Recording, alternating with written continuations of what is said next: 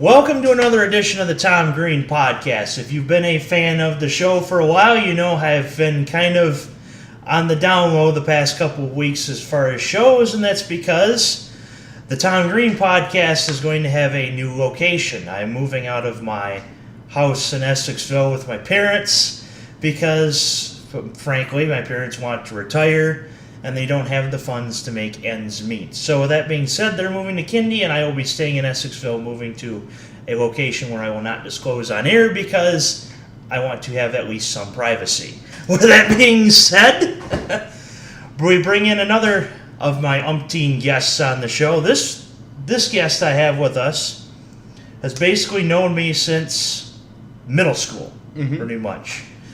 He was a year ahead of me in school. He claims he's smarter than me, and what we'll see about that as far as the show goes along. He calls himself Seaberg. Well, I don't call myself that. I've been called that.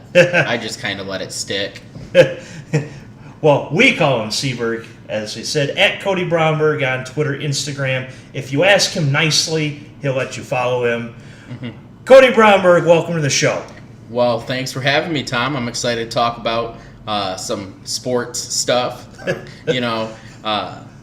Just sitting, pretty boring guy. So I'm looking forward to just having a nice conversation about sports. I know it's over 6 months out, but I'm ready for football, and the NFL draft coming up has got me pretty excited. Oh, definitely. And if you don't know already, Cody and Jared I've had on the show, but pre-Apple, and myself, we always hang out for NFL Sundays as long as neither of us are working, which every so often I'll work a Sunday, but that should change this year because I no longer have to go to college.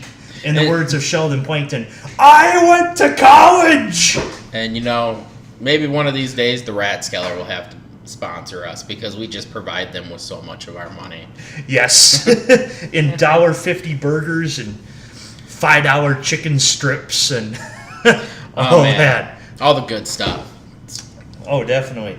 So before we hit our NFL draft, our little pre-draft show, Cody and I both play DraftKings and FanDuel. I usually play a lot of the guy from CBS Sportsline, Mike McClure's lineups. He's at Mike5754 on Twitter. You can subscribe to his stuff, $10 a month, fairly cheap. Last week I actually won a week of free lineups from RotoWire, and that was $30 a week.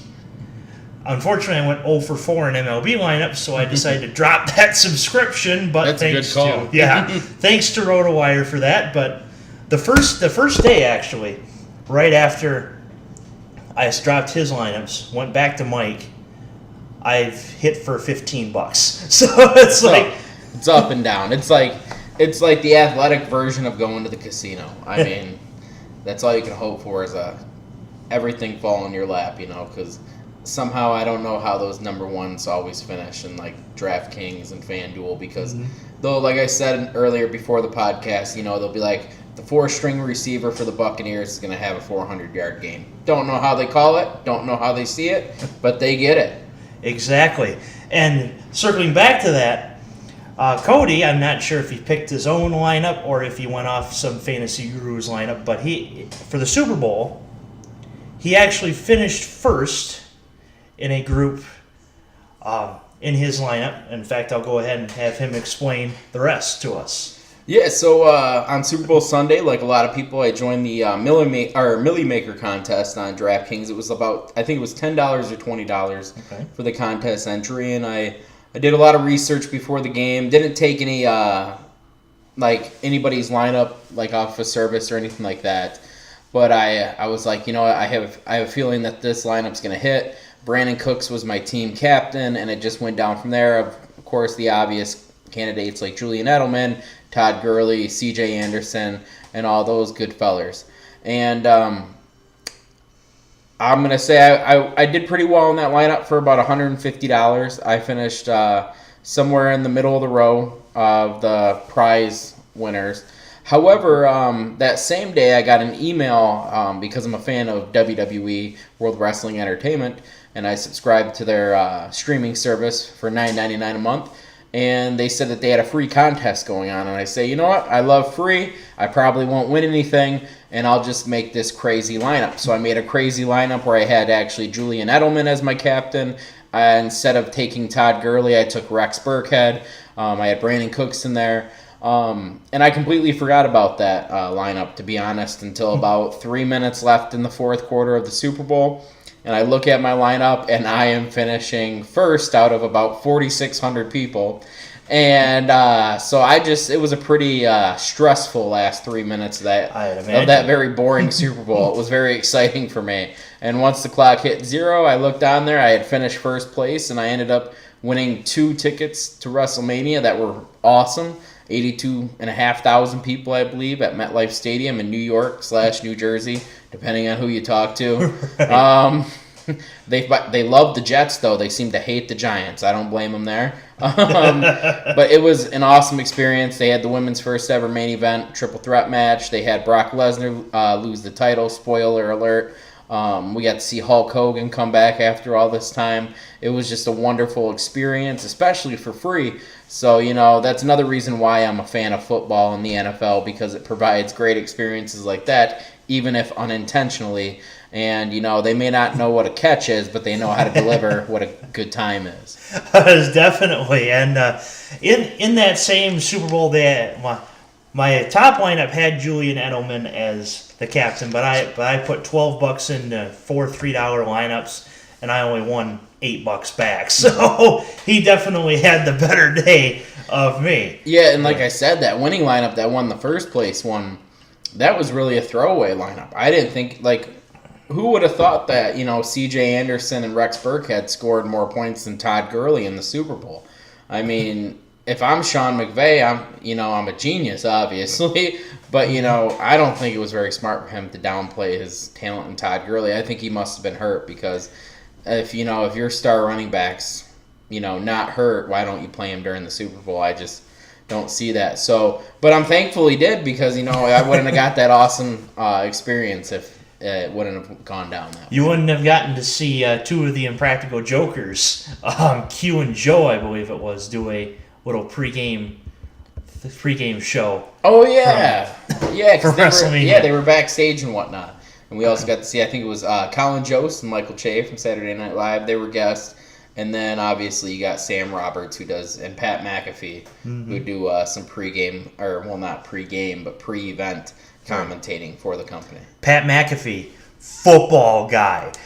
Oh, the quintessential football guy. The fact that Fox, CBS, anybody who streams football on a week-to-week basis doesn't hire that guy to be consistently on there is absolutely crazy.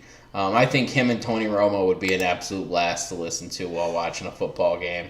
Just watch Romo make a prediction, get it right, and Pat McAfee call him out for witchcraft or something like that. I think it'd be absolutely hilarious. Viva la stool, am I right? Well, is Pat McAfee still on a bar stool, or is he doing his own thing now? I think he does his own thing. He probably does his own thing now, I would imagine.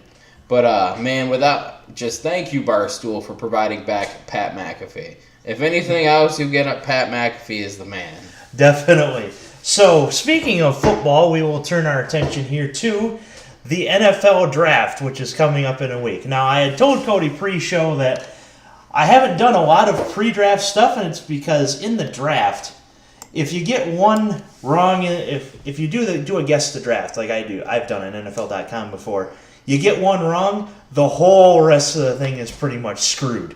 and I told him, you might as well do it because it's throwaway and you never know what happens. You can throw it away and you might end up at WrestleMania. So we're definitely gonna be talking about some great things. We're gonna talk about common sense draft picks, obviously, yes, but also maybe some crazy scenarios that I don't think are gonna happen. I think Tom would agree that they're not gonna happen, but we saw them and we thought we'd mention them. Of course, so the Raiders said, we'll first start with we'll start with the Raiders real fast, and then we'll get to the actual draft board. But Raiders 3 first-round draft picks, and Mike Mayock pretty much threw out all of his scouts yesterday. I think the draft is going to be and chaos because of that simple fact. I think the Raiders are going to be the team that makes this draft almost fall apart, but in a good way for a lot of teams because of the fact they're not going to draft how they should, and that's going to leave some top players available for teams that need that specific top player. And I honestly don't know what's going on in Oakland. I don't believe it's all John Gruden's fault. I believe him when I read those articles where it states, he honestly didn't have the correct picture when he stepped into that organization thinking of what it is. And now that we see this, it's definitely more chaotic than just, having a rough season. And even though they landed Antonio Brown, I don't know how that's going to help. I mean, we've seen big-time receivers go to other teams before and just lose it because of the fact it's not the proper team for them. Pretty much. And Mike Mayock's daughter had tweeted, Mike and Lee, his daughter, had dinner one night, of course, father-daughter thing, and he had his draft book with him. Well, Mike had to use the restroom, and he took his draft book with him, even though his daughter was right there. Mm-hmm. That is how secret Mike Mayock wants this to play out. And in that secret book was a trade for Antonio Brown, at which we saw. Mm-hmm. So this could be chaotic because of the Raiders. The Raiders could make this flow. We will see. But now we will focus our attention to the draft, basically the first round of draft picks.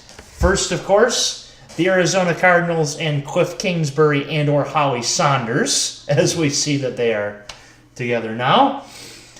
And McShay picks Kyler Murray out of Oklahoma, which I tend to agree with, and it's because Cliff Kingsbury had said while he was still the coach at Texas Tech, looking at Kyler Murray, if I had the first pick in the draft, I'd pick him easy. Well, he's got the first pick in the draft. He's got the opportunity to do it. At least in my opinion, I don't see a way that they go anyone other than Kyler Murray, and the Josh Rosen situation is crazy. So go ahead and or disagree, whatever you want to do. No, I completely agree. I believe Kyler Murray is going to be the number one pick. I think he should be the number one pick. I don't think he's the best quarterback in the draft, but I think he's going to be the best fit at the position for the Cardinals. That's nothing against Josh Rosen, even though I thought he was one of the weaker quarterbacks in the draft that he was in.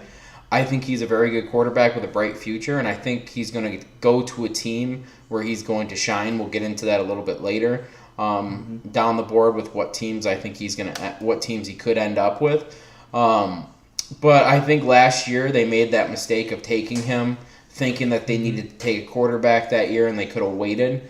So that kind of put them down a little bit a year than what they should be. But I think they'll be on the right track with Kyler Murray.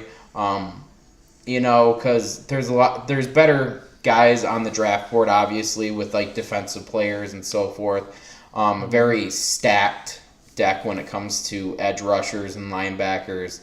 But you have to draft with what your team needs, not necessarily who's number 1, number 2, number 3 on the board. So I completely agree that Kyler Murray's got to be that number 1 pick for the Cardinals. And speaking of team needs, Arizona needs an offensive line more than any other team. And I'm saying this as a Detroit fan who's seen offensive lines tear apart Stafford like it's pulling teeth from a 5-year-old. Sometimes I don't know how that man stands. I mean, we watched that man get hit hard. The fact that he hasn't gone down for a year with an injury, that's caused a year-ending injury is insane with how many times he's been hit.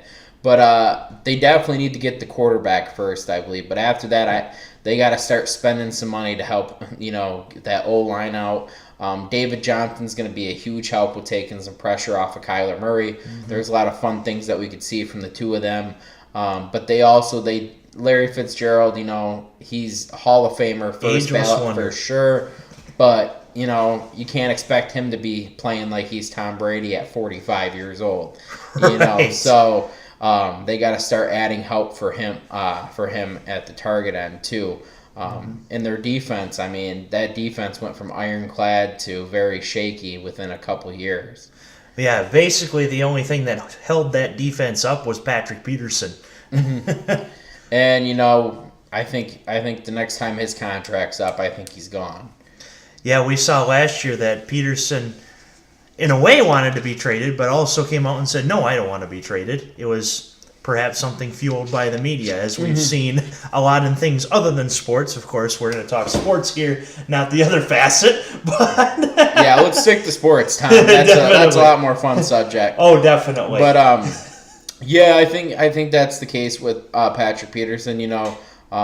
Sports journalists, they want to try and get the most clicks, just like anybody on social media or anybody in the media or anything like that. And so they got to make up stories like that to make a living. It can be not the most honest thing sometimes, but in the end, when it's just an athlete like that, it's not hurting anything, especially considering, like he said, he's happy where he's at, he's happy competing. I wish I was living the dream playing professional football. So yeah, no kidding. Maybe we could both be old linemen for the Cardinals. I don't think I'd be a great O lineman at all. I don't think I'm quick enough. I mean, I could probably match them, in a food eating contest. Or something like there that. We go. But I don't think I'm blocking, Luke Kuechly or anything like that from tackling my quarterback. So I'll pass. Hard pass though. Hard pass on that. But yes, Arizona needs an offensive line for sure. Moving on to our second pick from the San Francisco 49ers. Mel Kiper Jr. picks Nick Bosa out of Ohio State, which Bosa ended his college career early, but it was very understandable because he got hurt. If I'm not wrong, he was a senior. I think he may have been a junior. He was a junior, but still his junior, focus, senior, one or the other. His focus was on the NFL, so it was like, why risk coming back and getting hurt once again just so that I could make a contract? Yeah. I have to agree that Nick Bosa is probably the best all-around player in the draft. I mean, I think he's going to be a stud in the NFL. I don't think the San Francisco 49ers should draft him, though.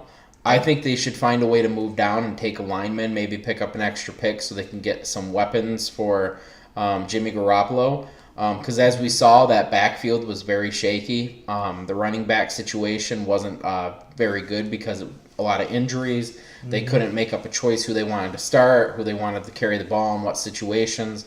And besides George Kittle, they didn't really have anybody else that can receive that ball. And as we saw, Jimmy G went down early in the season.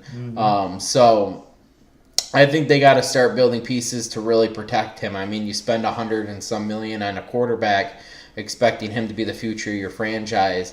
Yes, your defense isn't the best and could really use a boost without a doubt by a guy like Nick Bosa. But, that offense, you gotta start building around that as well. And if you can't protect that quarterback and he's gonna get hurt, you're throwing away $100 million. And at that point, it doesn't matter how good your defense is if your offense can't score a single TD. Yeah, I mean, the San Francisco 49ers last year were preseason. I actually picked them to win the division over the Rams because I thought Garoppolo was going to lead this team to greatness. I thought Jarrett McKinnon was going to do well at running back. He was going into that season before the injury. I would argue that he was probably the most underrated running back in the entire NFL. I mean, he was behind Dalvin Cook until Dalvin Cook went down in Minnesota, and then he just put up monster numbers. I don't think the 49ers will have the second pick in the draft, though. I think they are definitely going to move down and somebody else is going to move up, because I think overall this is going to be a quarterback-heavy draft at the top five, for the top 5 picks. Sure, and yeah, San Francisco really doesn't need a quarterback as long as Jimmy G doesn't get hurt. Nick Mullins did all right, but you could obviously tell that Mullins was not the future. Jimmy Garoppolo, and he was not Brett Favre, as Nick Mullins is a Southern Miss guy. Yeah, and I think a lot of teams are starting to realize, besides Tua from Alabama, and then obviously Jalen Hurts possibly from, I believe he's at Oklahoma now. He changed red shirts. Yeah, and then obviously, the year after that we'll have Trevor Lawrence in the draft. But besides those names, there's not really any strong contenders right now as it sees. in that. So you want some teams, thinking, you can only have one number 1 overall pick, number 2 overall pick, number 3 overall pick, and you don't want to tank 3 years in a row. So it looks like Miami's going to be that team to tank this year to get their guy Tua next year. And so you're going to have teams looking to get that quarterback to start building around for the future. Definitely. So moving on to our third draft pick, the New York Jets.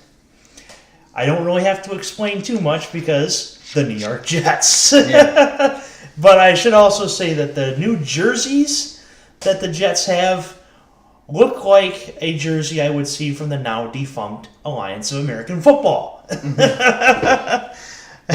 As even Lisa Salters said a couple years ago, it's Dolphins Jets in a way that it seemed like, oh crud, I have to do this game now. Yeah. So the Jets are the Jets. Let's Todd McShay's picking Josh Allen, not quarterback Josh Allen from Buffalo.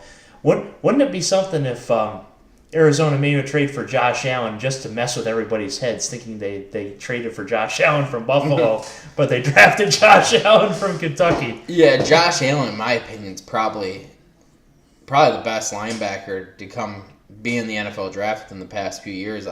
Just watching the game film with him is incredible, and I'd love to have him on the Lions. I think there's a possibility that the Lions could land him, or he's going to land up in Tampa Bay, I believe. McShay has Josh Allen going to the Jets. I don't think that should be the case.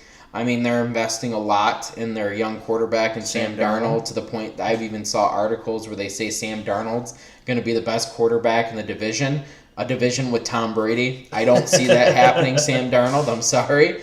Even Jim Kelly had said, for the Bills to win the division, Tom Brady needs to retire. Yeah. So I think that's the same thing for the Jets. Yeah, and so I honestly think that the Jets are going to be the team to move.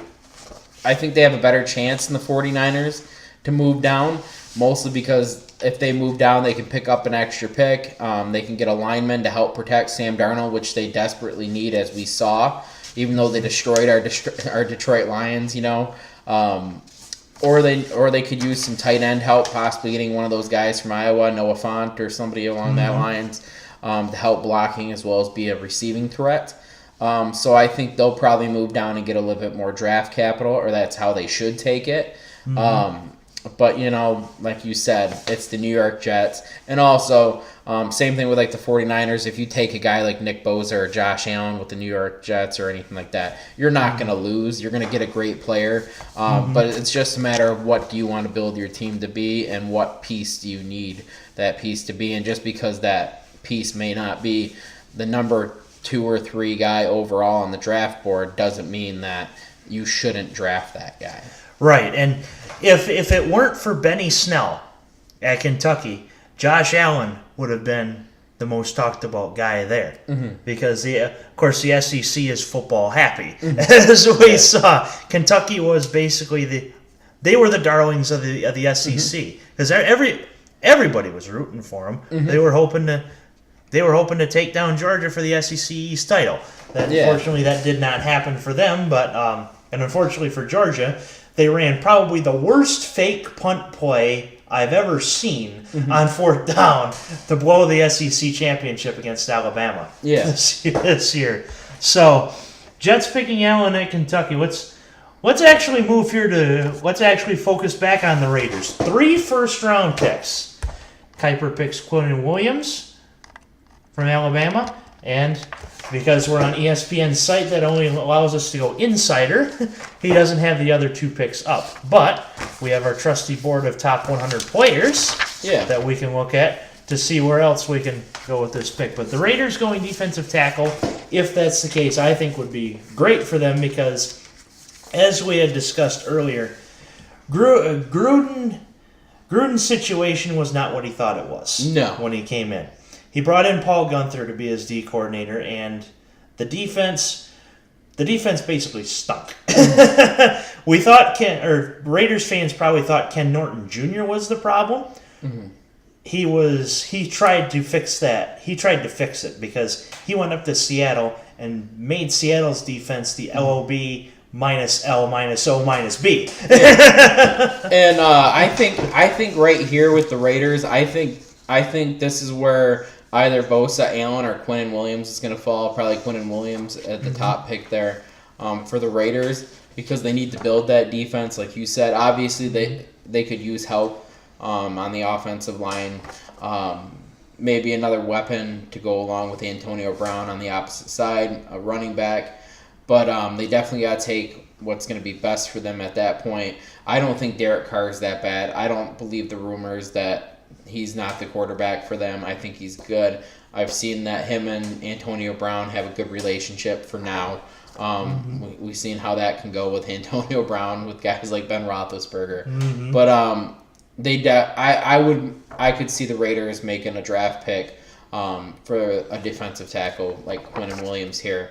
But also, you don't know what's going on. John Gruden may, now that he knows the situation, he may just be throwing everything out the window and say, hey, I'm going to build this team from the ground up. I'm going to draft a QB. So I could also see maybe a QB going here. I could see them trading away that fourth pick.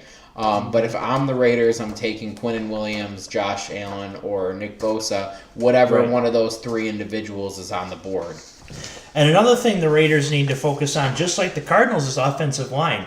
Because if now, of course, we watch NFL Sunday Ticket at the Rathskeller, so we know a lot about what's going on. The Raiders game in London against Seattle, Derek Carr cried towards the end of the game. It was because he was getting no protection from his line. And, I mean, Donald Penn is a warrior. And Derek Carr ain't as tough as, Matt Stafford. So, right. But, yeah, it was, 2-3 years ago, the Raiders were looking like they were the team on the come-up. They looked like they were going to be a good, solid, young team. And then I don't know what happened. I don't know if they put C4 in their locker room and just they wanted to take it all down. I don't know if it's like the curse of wanting to move to Las Vegas. I don't know what it is, but something just isn't right there. And John Gruden, it looked like, he may have been able to help this team. And then he gets there and he goes, it's like the Wild West here. So it's easy to see where they should go.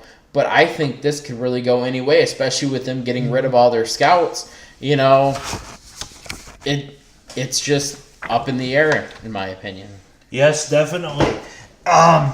Moving on to and this will be the last of team by team thing, and then we'll hit Lions, of course. Number 5, Tampa. Getting Bruce Arians as their coach really is going to really help them because, in my opinion, this will either shape Jameis Winston the right way, or Jameis is out. As far as this. Todd McShay picks Devin White, inside linebacker out of LSU. And it says Quan Alexander is gone, of course, so the Bucs could certainly use a sideline-to-sideline range of White. Had 123 tackles at LSU last season, which they could use 123 tackles in Tampa. So go ahead. This is one of those situations I think, too, is like they shouldn't invest in an offensive line or running back or an offensive weapon for Jameis because they don't. This is going to be that they decide if they want to keep Jameis or not. So this is going to be the situation where you want to pick somebody on your defense that can really help build that around and really help, make sure that you're not getting that far behind in games. And so I think Devin White would be a great fit here. There's also some other, Ed Oliver would be a great player here at that position for them as well. So it's going to be really interesting to see what they're going to do right there because they're kind of a wild card that could, in my opinion, I don't think Jameis Winston's that guy, that quarterback, but I could be wrong. But I think they're going to be a team that kind of stays in there at 5 unless something happens with the Raiders, with the Raiders trading or something like that to where the draft just goes into chaos and players don't go where they should. And, you may end up with a guy who's a top 3 ranked guy not going until, 8, 9, or 10 on the board. So, and hopefully that's the case because I'd love to see one of my Lions get one of the top defensive players. But, it's the Buccaneers are one of those teams where it's like they're not terrible, but they're nowhere near good, and they're Right. I don't even want to use the term average for them. They're just kind of there. Yeah, they just exist. Yeah. In the NFL, and they didn't want to get Devin White. I mean, the Bucs are, I would describe them this way for having Jameis, greedy. Mm-hmm. So they could do that as well. Greedy Williams from LSU, corner, because one of the Bucs' big needs is on defense, especially with Quan Alexander leading them, because Gerald McCoy can only do so much. So moving to basically the main focus of this podcast, because we are both Lions fans. And let's see, Lions fans when they're great, and Lions fans when they're terrible, as we lived through 0-16 as well. Oh yeah, I remember. Well, before that 0-16, the record was 0-14. That was the worst record. So By the technically, Tampa Bay Bucks. so technically, I saw history made when they went 0-15 against the Saints. So I just want to throw that out there. But yeah, we've been through it all with them. Man, they're frustrating. Sometimes I'll be like, throw away the whole team. And then the other times I'll be like, I'll stand by them until the day I die. That's just, that's what's being a Lions fan like. It's just not knowing what the next day is going to bring emotionally wise. But you got to love them, got to support them. Exactly. So Mel Kiper Jr. here is picking Montez Sweat from Mississippi State. And before our show, I kind of hinted that they would go that way as well. This, last year, Patricia improved the defense by a long shot, because from where you look at them against the Jets in Game 1, where they looked like Swiss cheese, to the Packers in Week 17, which the defense was dominating all worldly. Who knows if they actually might need more defense from Matt Patricia? But Patricia's a defensive guy, and this, if he were to draft Sweat, this would not surprise me. No, not at all. However, I think there's going to be better players up there optionally, like we talked about a little bit earlier with our top 5 picks, how we think that's going to unfold. I think a guy like Devin White or Josh Allen are going to fall to us at number 8. And that'd be, but although I'd be happy with Montez Sweat, I could also see the Lions moving down. I don't want them to draft an offensive lineman. I know you wouldn't mind that. I honestly wouldn't mind it that much either. I would prefer them to pick up another piece, though, on the defensive side just to lock that up. However, to improve that offense that was very much lacking last year, I think that was the reason why we had most of our problems. But I think a lot of that can be boiled down to Jim Bob Cooter, too, just not calling the right plays and not being the guy that we needed to be calling those plays during the entire year. I think I don't even know how he made it through the entire year, to be honest. But I think the Lions are going to be one of those teams. I don't believe any of those stupid rumors that say we're going to trade Stafford. I'm not for those. I don't agree with those.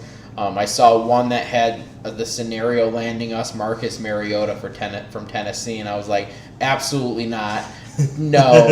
And so I wouldn't believe any of that hype. I think the Lions are definitely going to take somebody on the defensive side of the ball, though. But if they take somebody like a offensive lineman or a top tight end, I wouldn't mind that, just because we could use that piece, and anybody that would upset Eric Ebron would very much be appreciated by me. Eric Ebron, I'm not a fan of the guy.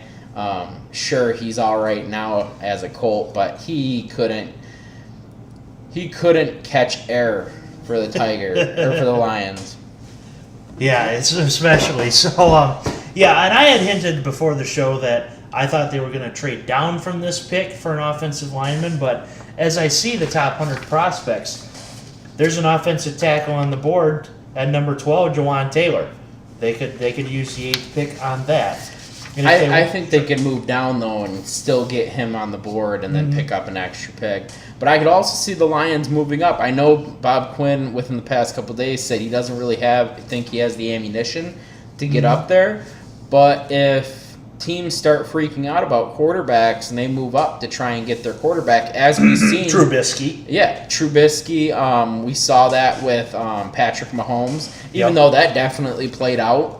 Yeah, and in a way, Trubisky played out, but I would definitely not have traded up from 3 to 2 to get him. Yeah, and so if teams start freaking out about that, I could definitely see the Lions being able to move up, and they're definitely not going to take a quarterback, in my opinion. So they might be able to sneak in there and take a guy like Quentin Williams or Nick Bosa or Josh Allen or Devin White, because everybody else is going to be focusing on something else. Mm-hmm. So moving from that 8th pick, I guess I'll also ask this: the rest of the Lions team needs. We talked a little bit about offensive line. Got the defensive pick there at 8. What else should they look at? I mean, hopefully Kerryon comes back healthy, helps the offensive line a bit. But where else should they look for in the picks after this first round? I definitely think they should go after a safety within the first, within the second, third, or fourth round. C.J. Anderson helps. However, I think we should definitely try and look at a running back to help out there. A tight end, like I said, wouldn't be bad. However, we could possibly get a first-round tight end. And then a wide receiver, we're pretty good on defense, like we were talking about, And next year there'll be some defensive options out there in free agency. And I think we could pick up what we need then and try and focus on that offense right now, with exception of the first 2 rounds. So, and then on topic, but not Lions, has Ansah went anywhere? Because I see his name up on the key losses portion of this tab that you got open. I don't think he's signed with anybody, though, if I'm correct. Yeah, right now, unfortunately, Ziggy has still been left unsigned. But, I mean, Ziggy, the last couple of years of his contract, just kept playing hurt. Yeah, and that was a big problem for him, is because he rushed back, too. And the fact that he's a lot of money. I mean, he's going to ask for a lot of money. Even middle-of-the-road pass rushers are like middle-of-the-road corners right now. They're going for insanely high prices, and there's not a lot of teams that are willing to pay that for a guy who's got a history of injuries. But that's surprising that we haven't seen him go anywhere. I mean, That could be another option for a team like maybe New York Jets, who, yes, they need some help on the defensive side of the ball, or the Buccaneers, but they need to build around that offense too. I mean, a guy like him would definitely be able to help them if he's healthy. Yeah, and back to your point on drafting a safety, here's 2 safeties perhaps they could draft early second round.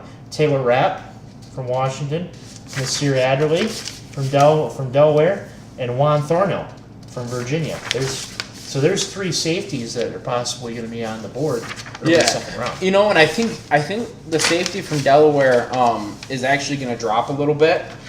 So I think he could definitely be a possibility in the second or third round for us. And from what I've seen from him, I think he's going to be really good. And I'm not talking out of my own knowledge there. I'm kind of copying what I've heard other analysts say.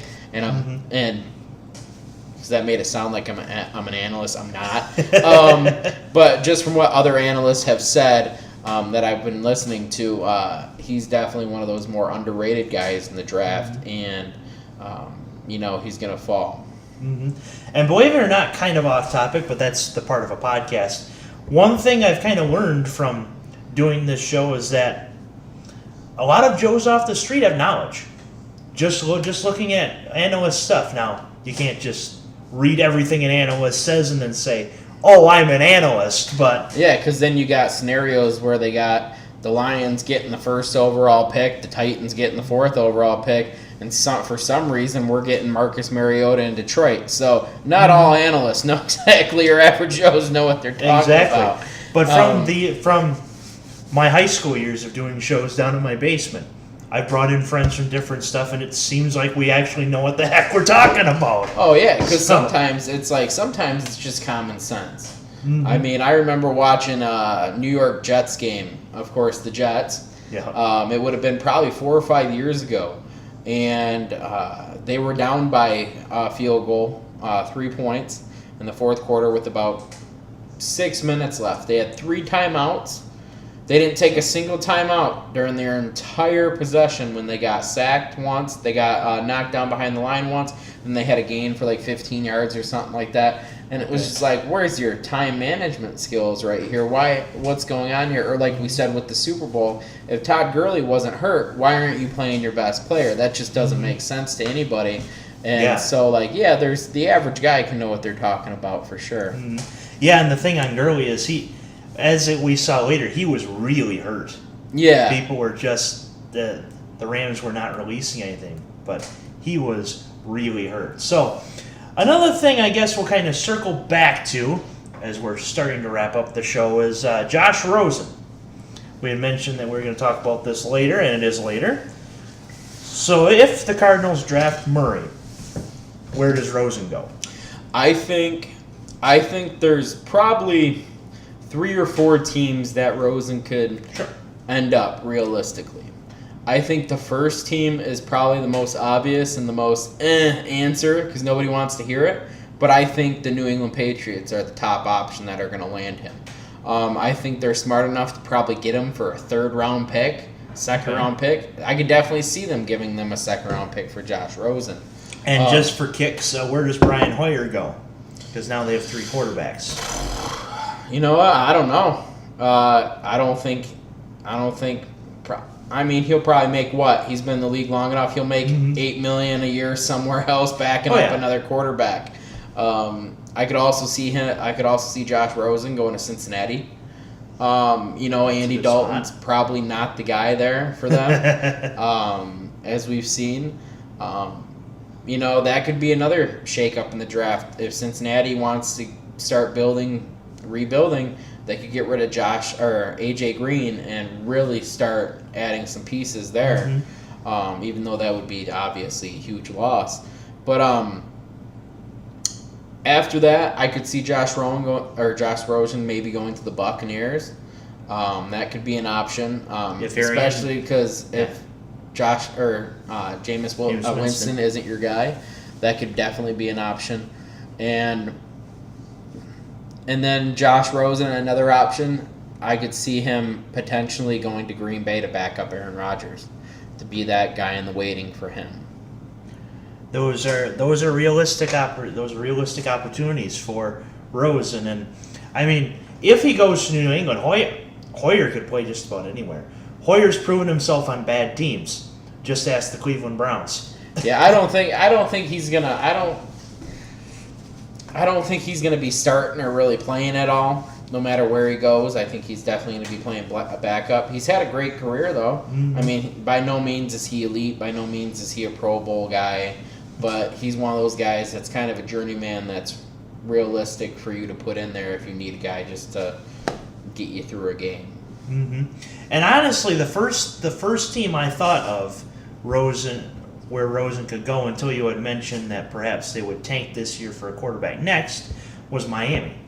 And then why I thought that was because they have a new coach, Brian Flores. Tannehill's pretty much gone by the wayside. Brock Osweiler is only good in October, and even Detroit beat him in October. It would be I think it would be a good landing spot for a first-year head coach and a quarterback who's played 1 year with basically no offensive line to basically start fresh anew in Miami. I don't think he's got the Miami vibe, though. Okay. He just doesn't seem like the Miami guy to me. I could be wrong. He just seems like a skinnier Ryan Tannehill to me. And Ryan Tannehill's another guy, like, man, if he didn't have injuries, he could have been all right. He could have been a pretty good, solid quarterback, and we saw solid glimpses of him when he was healthy. But, good for him on getting $100 million, though, and not really have to play. So, I mean, that's always a win. Especially. So, mention Rosen, mention the first 5 picks in the draft. Are there any surprises that we have yet to mention that you think will go down in this draft? Kind of hinted at a little bit with Cincinnati. I think they might unload AJ Green. Okay. That would be a big-time receiver going somewhere. That would also see them being potentially able to move up to a top 10 draft pick or adding an additional draft pick to their arsenal. I'm trying to think here.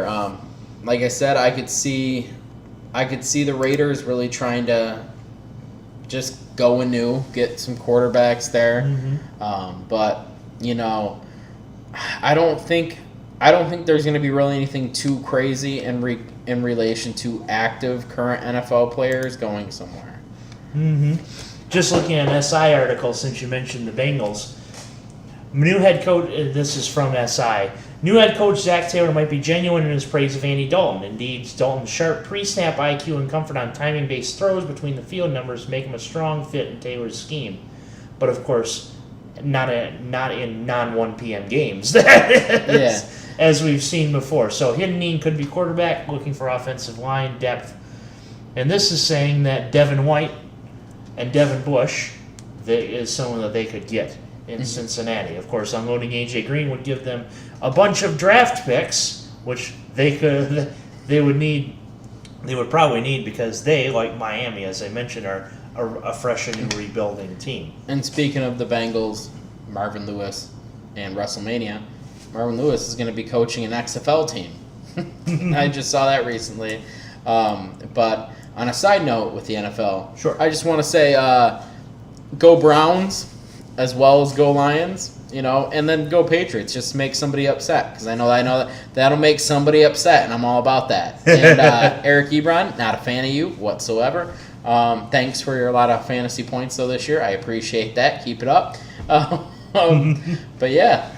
Oh yes, definitely, and and thanks Eric Ebron for the pair of goose eggs that you put up when I drafted you in my DraftKings lineup. Oh yeah, I remember those. I remember the one time I went up hunting and did a DraftKings lineup, watched Panthers Lions, and got drunk with my dad's buddies hunting. Eric Ebron throws up a 0, and it's like, really? Mm-hmm. Yeah, and we all got to decide what game we're going to for the Lions this year. I think a strong possibility would be the Cowboys. I mean, being able to boo the Dak Prescott and Ezekiel Elliott's of the NFL in person really excites me. Being able to just boo the Cowboys in general for essentially just stealing a playoff run from the Lions is really irritating. 2014. We don't have to be. Let's not get into that. That's more touchy than politics with us. Yeah, we don't have to be reminded twice of that. So, I guess any surprises on my end would be potentially Detroit trading down, or Oakland perhaps trading one of their draft picks for someone currently in the league. As to who, I do not know. Not even Mike Mayock's daughter knows what the heck is going on. In all honesty, too, I mean, the Patriots could move up to a top draft pick. I mean, we saw last year that if Baker didn't go number 1 to the Browns, that they were going to trade up to number 2 to get him. Mm-hmm. So, I mean, that idea of looking for the quarterback of the future is in the back of their head, and this draft could see that happen with whether it's Rosen or drafting somebody. Mm-hmm. So, with that being said, the question that I ask every single Tom Green podcast guest, anything else you have to add to this wonderful Tom Green podcast? No, I think we knocked it out of the park. I think so too, just like as he's wearing a Yankees hat, just like Aaron Judge in the Judge's Chambers. All rise! I'm not a Yankees fan. I was in New York for WrestleMania. I was a tourist, and I bought a Yankees hat. It was on sale. And I've been too lazy to go to the mall and buy a Tigers hat, so just want to throw that out there. But it is a pretty nice hat. So it's a sharp looking hat. You don't have to compliment it, Tom. You can just ignore it if you want. Don't worry, I got a Cubs hat that I'll have to break out at some point. Oh, that's just as bad as wearing a Yankees hat. Yeah, of course he's got to throw that on the show, but that's fine. So. He is a good high school friend of mine, Cody Bromberg. If you ask him nicely, he'll let you follow him on his Twitter at Cody Bromberg. It's all about privacy on the social medias. Instagram at Cody Bromberg. And this has been another edition of the Tom Green Podcast. Have a great day.